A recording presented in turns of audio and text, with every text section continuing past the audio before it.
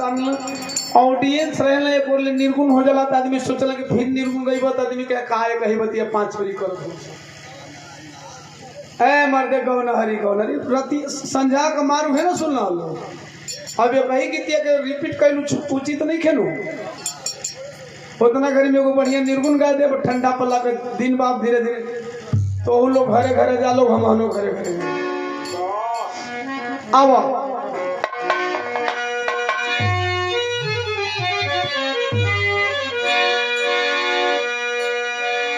सोना चांदी हीरा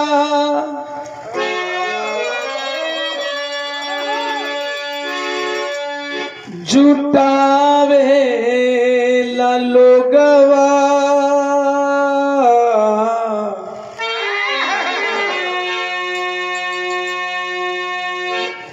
महल अटारी बनावे ला लोगवा।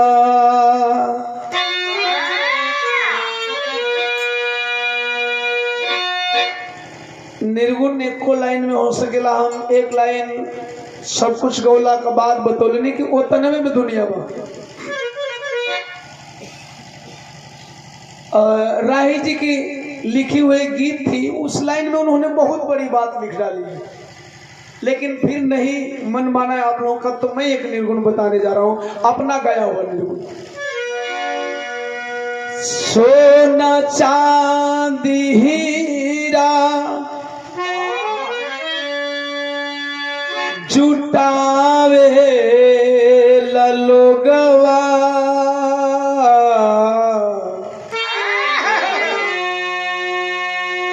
महल अटारी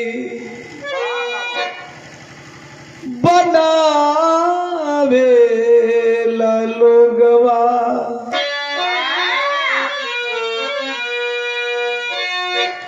मुअला पे राजा रंग चाहे भिखारी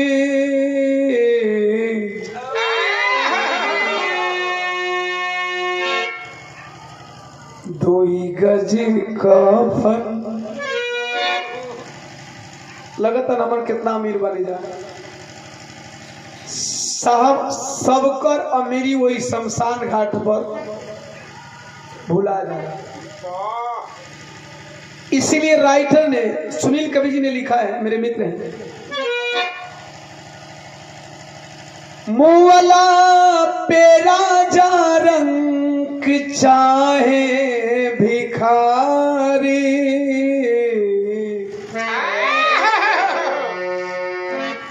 दुई गजी कफन अरे ओढ़ावे ला लोगवा।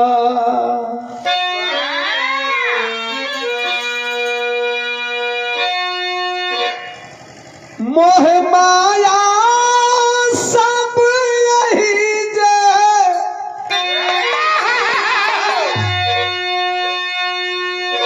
तूफान भैया के कितना कमैले बा वो दिन हिसाब ना हो हिसाब करे को मौको ना मिले। सरकारी सर्विस बा चाहे प्राइवेट सर्विस बा नौकरी छोड़बा तो से हिसाब लिहल जाए कितना नुकसान किए हो कितना फायदा किए हो कितना कमाए हो लेकिन साहब दिए त्यागे से पहले हिसाब लेवे और हिसाब देवे का मौका ना मिले। बहुत बेहतरीन लाइन है मोह माया सब यही जे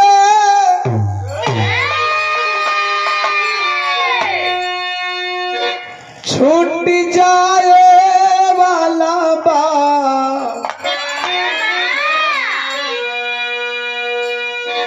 मोह माया सब यही जे छूट जाए वाला बा।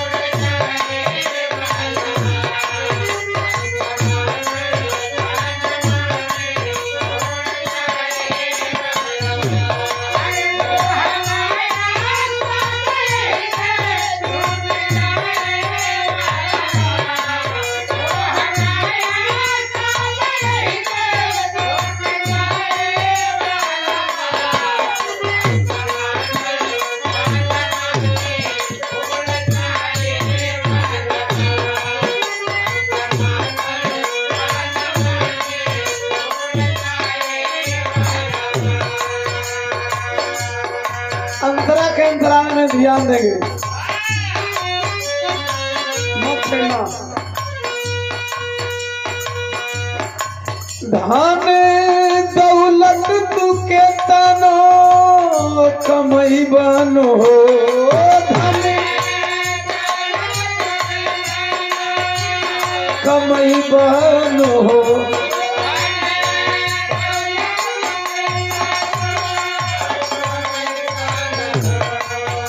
अब जान गए फल कहाँ है।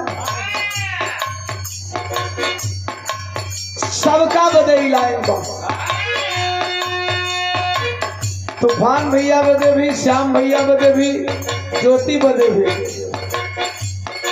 सब कुछ एजे छोड़ के चल जाए। 4 दिन का जिंदगी बा, प्यार से हंस के बोल के जिले लेके खाऊंगा। धन दौलत तू के तनो कमई बन हो, धन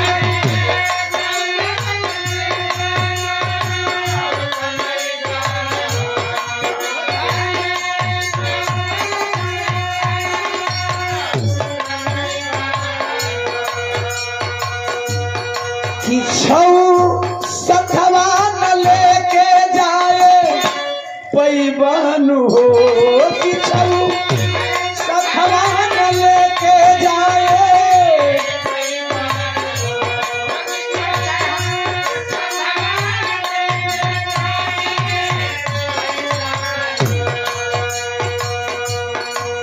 धन दौलत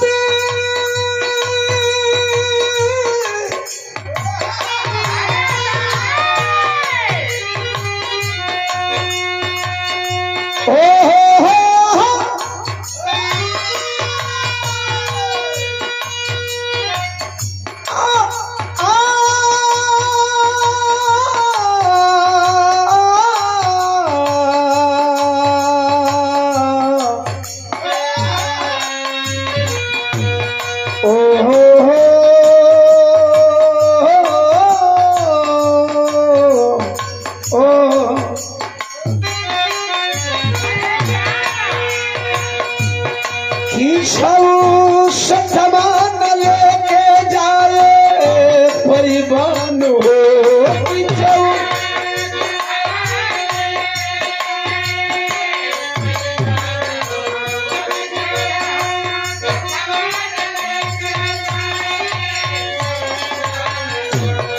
आखिर कुछ ना जाए।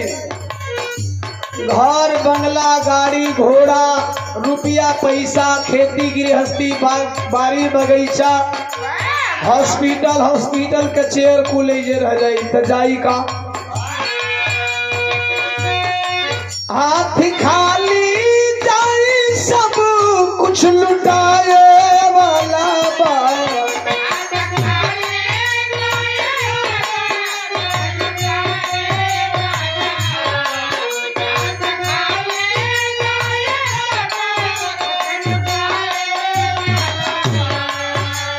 अच्छा अजीब दस्तूर है ना जिंदगी का। आदमी आता है मुट्ठी बांध करके, जैसा लगता है कि बहुत सारी दौलत लेकर के आता है, लेकिन जाते टाइम हाथ खोल लेता है, अर्थात अब मेरा कुछ नहीं है।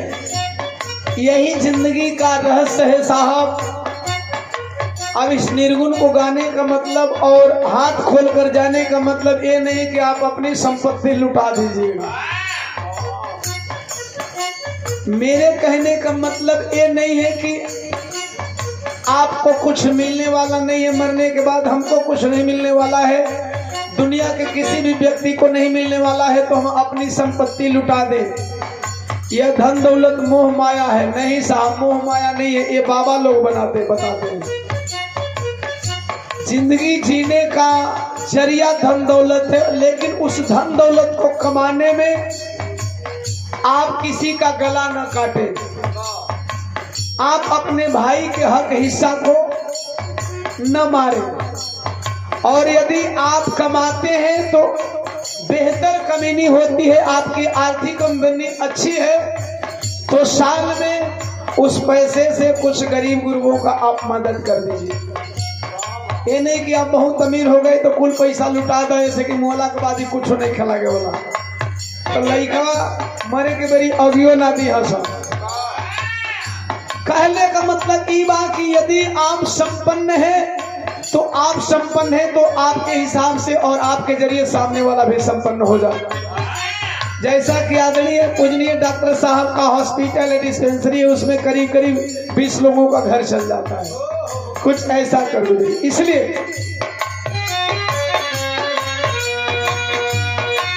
हाथ खाली जाई सब कुछ लुटाए वाला बा।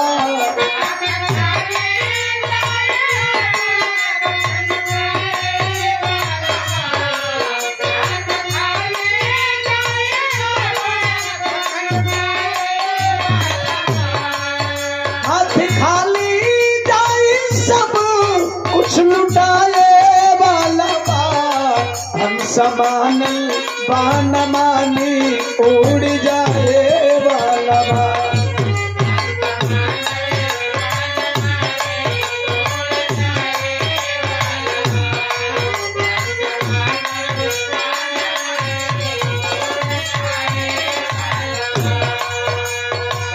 माया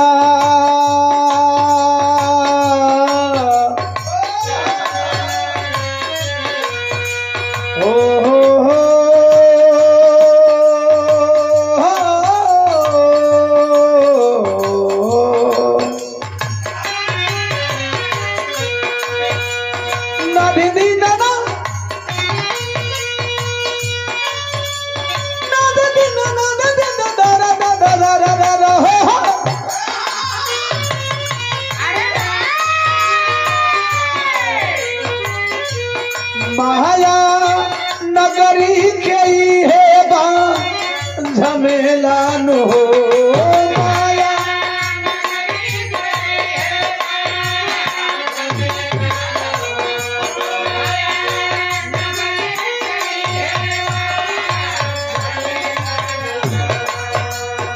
माया नगरी का ही है बा झमेला नो हो, यही माया है। लड़का पियाक निकल जाये तब वो बाबू को उम्मीद रही कि बचवा आज नहीं तो कल नाशा छोड़ दे। बाबू पियाक निकल जाए तब वो लड़का उम्मीद में है कि बाबू आज नहीं तो कल पियल छोड़ दिए। भले बाबू पियत पियत के किडनी सड़ाएला, लेकिन ये माया बा, उम्मीद ना टूटे। माया नगरी के ई है बा झमेला नो हो। माया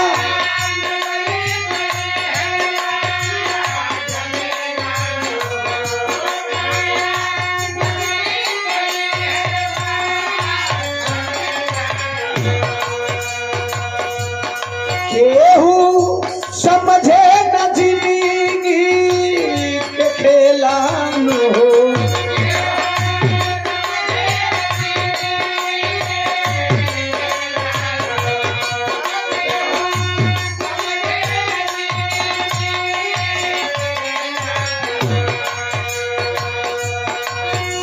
के रखबा के तनो बात मुरझाए वाला बा।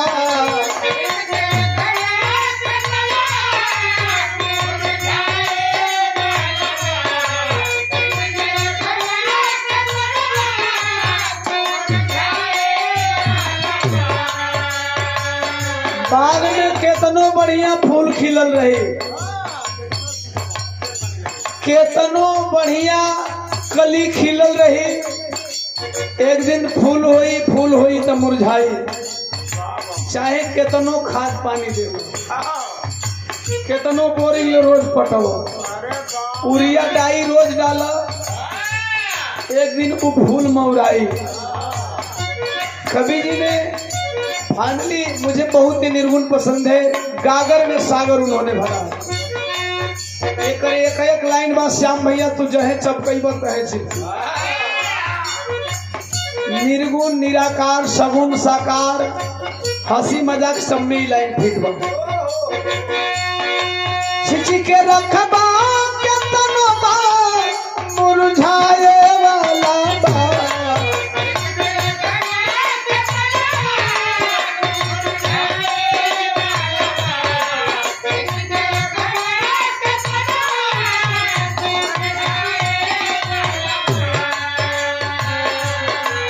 सोच के रखबा केतना बात मुरझाए वाला बा हम समानल बा न मानी उड़ जाए वाला बा।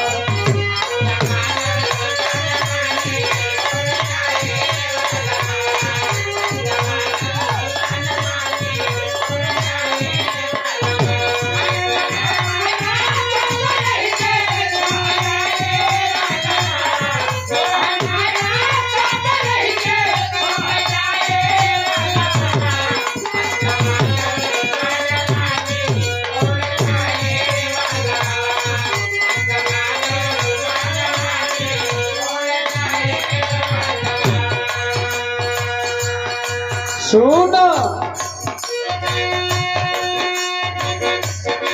सुना सुनी सुरीला यही जे छुट जाई हो सुना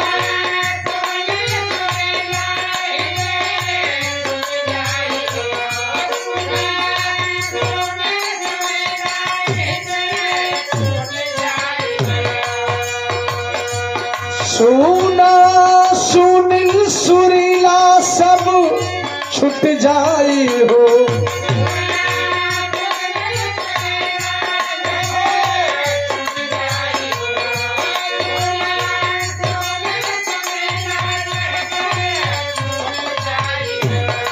भरल मालिक खजाना सब लुट जाई हो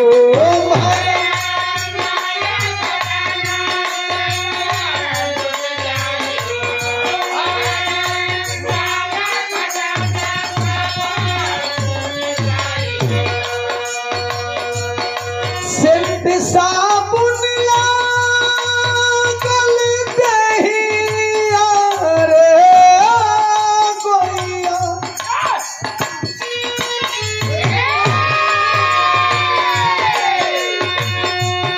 सेंट साबुन लागल दहिया थुराए वाला बा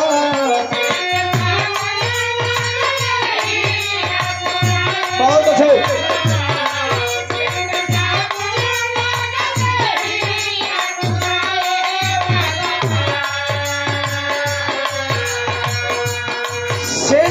साबुन लागल दहिया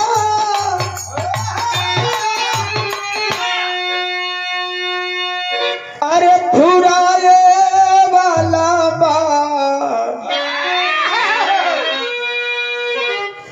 वो दिन लोग ना देखे कौना ब्रांड का साबुन लगावल लोग वो दिन लोग न देखे कि कौना ब्रांड का शैम्पू से बाल धोवाला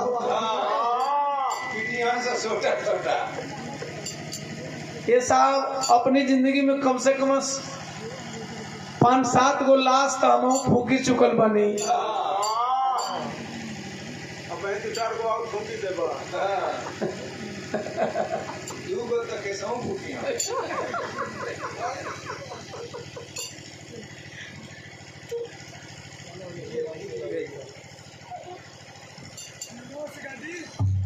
अबे नमो वाला बाकी बा तो नमो वाला सब कोई बड़े सब कोई जागल हुई तब लोग डॉक्टर साहब लोग बैठे हैं कहाँ बैठे हैं अच्छा पीछे बैठे हैं तो डॉक्टर साहब पहले तो ये नहीं आओ तो से हम एक लाइन गाओ तो से जानकारी ले जब ले लोग के धराई तो से पूछ ले हाँ मैंने जब इच्छा बात करी 2-4-5 मिनट में कोई का मन थोड़ा ना कर देला और गार्जियन लोग हैं नहीं हम ऐसे गावे के तो बहुत लंबा गाते हैं लेकिन ज्योति के काल पेपर बढ़े 8 बजे से आज हो गई बा हाँ सुना एक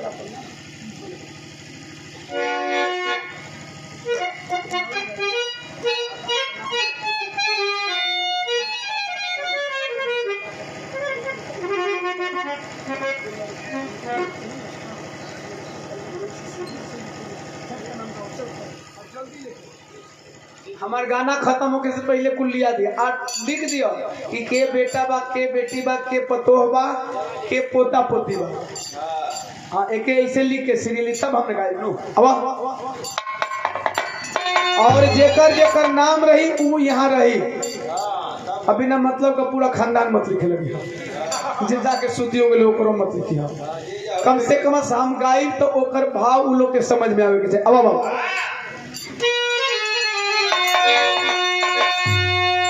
हम बताओ एक बात बताओ नहीं कि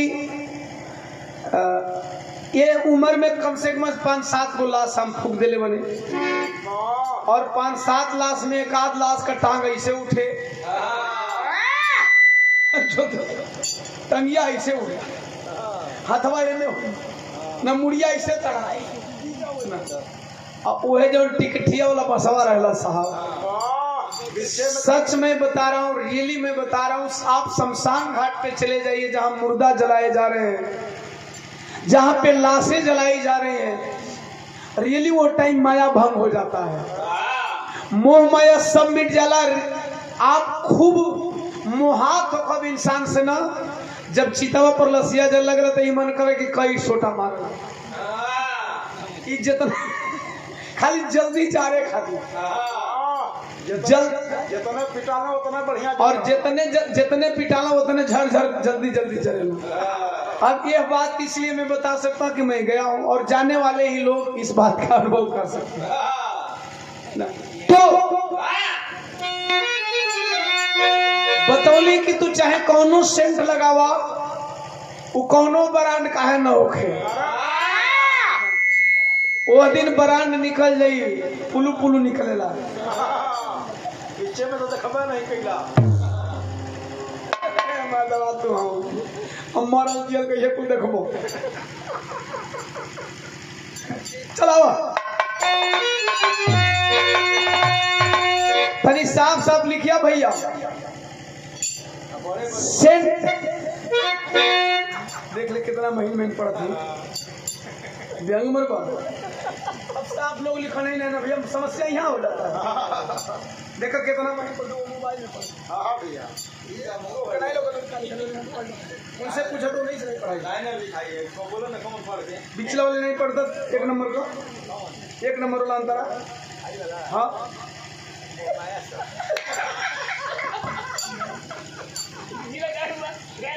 अंतरा पूछो तो मुखड़ा बताओ किसे साबुन लागल दहिया हे डॉक्टर साहब थुराए वाला बा हंस मानल कि हंस मानल बान मानी उड़ जाए वाला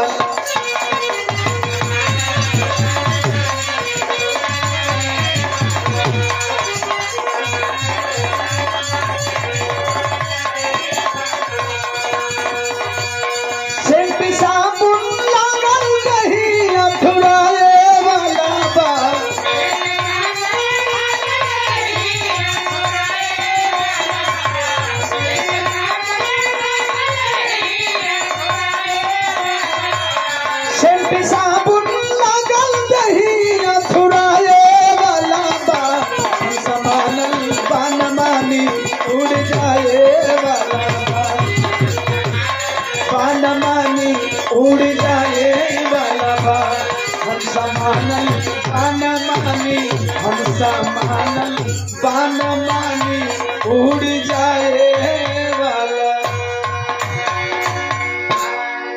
तो ना भेल का हो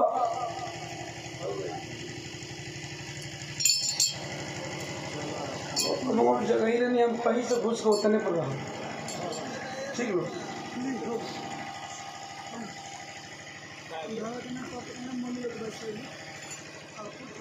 और ऐसे लिख अच्छा हूँ ये डॉक्टर साहब लोग पुत्र है मम्मी के इधर पतो लोग का नाम बात और एक पुत्र और पुत्री और इनकी पुत्रियां नहीं है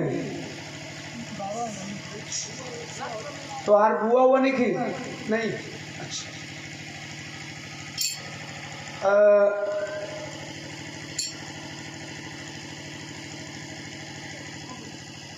माता जी के जड़ से जितने लोग हैं उनका नाम है सम्मानीय बाबू वकील राम ज्योति अपने निरूपण में बता रही थी, जय के साहब सब समये से जाला। अरे वाह, ज्योति कोई भी ना समय का ना जाला। अब हमहन के मुताबिक समय ना भइल जाए, वाह, उम्र के मुताबिक समय कहीं न कहीं से लोगन का पुर गईल बा। लेकिन एक बात और बताओ तनी कि ये बात तो खुशी बा कि पूरा परिवार भरा पूरा बात, एक लिमिट है इंसान की, एक औसती इंसान की एक औसत आयु है। उस औसत आयु के करीब जब इंसान पहुंच जाता है अरे बाबा, तो लोग सुकून महसूस करते हैं कि चलो ये तो उम्र हो ही गई लो। लेकिन साहब एक जोड़ा बिछड़ गया, जोड़े में से एक जोड़ा निकल गया, ये कितना दुख हुआ। पिताजी अभी हैं, मां नहीं है। जाकर के कभी आप उनके दिल से पूछिएगा, दुख होता है साहब। अबहिन तक माई का छत्र छाया रहल, डॉक्टर साहब लोग बचवा रहलन। अब डॉक्टर साहब लोगन के बचवा कहे वाली ये दुनिया में नहीं थी। आप कितना हो बड़े हो जाएंगे, माँ बचपन से ही आपको बाबू बचवा कहती है, बेटा कहती है। अरे बाबा, तो चाहे आप तो डीएम हो जा, चाहे गवैया हो जा। हम अपनी माई की बात करते हैं, हमारी माई कबू नहीं कहलस कि आवा गवैया बचवा हमारा क्या। जब भी माँ कहती है तो बचवा ही कहती है। तो अब वो बचवा कहे वाली माई है दुनिया में नहीं खा। अब ये डॉक्टर साहब का तीनों भाई अब बचवा नहीं खा रह गए, अब असली बाबू बन गए। चूंकि बचवा कहे वाली अब है ये नहीं। आई सुनिए परिवार के सदस्य का नाम जोड़ के गावतनी, और जेकर जेकर नाम गायब एक बार मंच तक आप लोग जरूर आएंगे। अरे वाह, जो लोग होंगे मंच तक आएंगे, जो लोग नहीं होंगे कोई बात नहीं, कम से कम हम भी देखेंगे कि परिवार के इतने मेंबर हैं, है ना। डॉक्टर साहब लोग को तो पहचान चुके हैं, लेकिन जब नाम आएगा तो एक बार हम चाहेंगे कि यहाँ आएंगे। और माता जी के 13वीं में श्राद्ध में आप लोग जरूर यहाँ हम सभी कलाकार से और इन ऑडियंस से मुखातिब होंगे। आइए एक लाइन गीत बजा दो मास्टर साहब, ये भी निर्गुणी भाव है।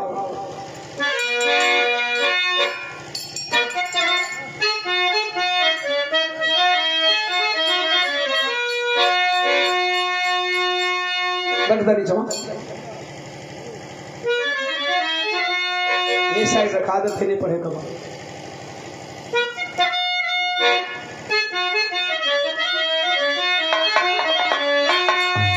सुनसान लागेला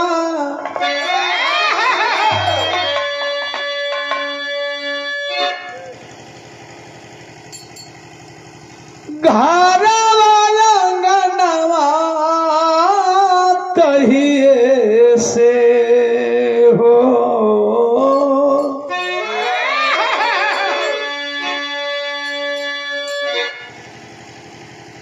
सबसे पहले दुख